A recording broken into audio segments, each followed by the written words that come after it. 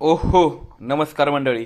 तर सध्या चालू आहे आपलं पिगी बँक चॅलेंज, ज्यामध्ये आपण एप्रिल महिन्याची जी तारीख आहे त्यासमोर शून्य लावून तेवढी अमाऊंट आपण या पिगी बँकमध्ये टाकत आलो आहोत.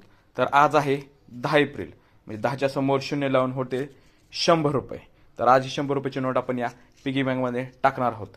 तर असं आपण 1 एप्रिलपासून करत आलो आहोत आणि आपण 30 एप्रिलपर्यंत म्हणजे पूर्ण महिना हे चॅलेंज घेणार आहोत. अशा प्रकारे आपण 9 तारखेपर्यंत केलेलं आहे. आज 10वर कार्ड बसली की आज 10 तारखेचा टास्क पूर्ण. तर आजपर्यंत म्हणजे 1 ते 10पर्यंत अमाऊंट छोटी होती, 10, 20, 30, 40, 50, 60, 70, 80, 90, 100. त्यामुळे एवढा काय प्रॉब्लेम आला नाही अमाऊंट जमा करण्यासाठी. पण आजपासून म्हणजे आजपासून चालू झाले 100ची नोट एक ॲड झालेली आहे आणि पुढची अमाऊंट, त्यामुळं थोडासा त्रास होणार आहे. पण आपण 30 दिवस हे चॅलेंज पूर्ण करणार आहोत कोणत्याही परिस्थितीत. तर सध्या पैसे कमवणं अवघड नाही, म्हणजे पैसा कमवतो माणूस, पण पैसे सांभाळणं एक अवघड गोष्ट आहे. कारण की पैसा आलो की खर्च जातो, इकडनं पैसा आला तिकडं खर्च जातो. ऑनलाईन पेमेंटमुळे तर जास्तच खर्च केला जातो. त्यामुळे पैशाचं मॅनेजमेंट हे खूप आवश्यक आणि महत्त्वाची गोष्ट आहे.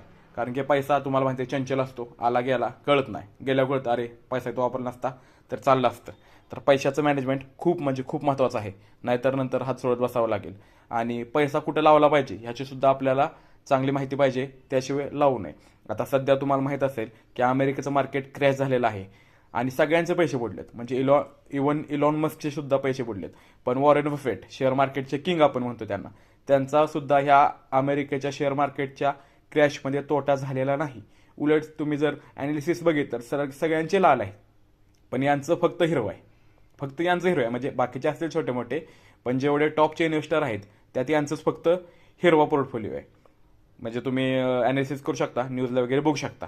तर अशा प्रकारे तुम्ही डोकं लावून, म्हणजे डायरेक्ट वॉरेन बफेटच्या लेवलला नेत नाही तुम्हाला, पण छोट्या छोट्या गोष्टीत पण आपण अशा प्रकारे जिथं आपले डेड इन्व्हेस्टमेंट होणार नाही, इन्व्हेस्टमेंट तेवढ्याला तेवढं राहील किंवा थोड्या थोड्या थोड्या थोड्या फरकाने वाढत राहील, असं डोकं लावून इन्व्हेस्टमेंट तुम्ही केले पाहिजे.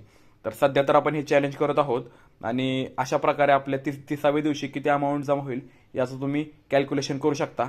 चला तरी भेटूया आपल्या पुढच्या व्हिडिओमध्ये. धन्यवाद.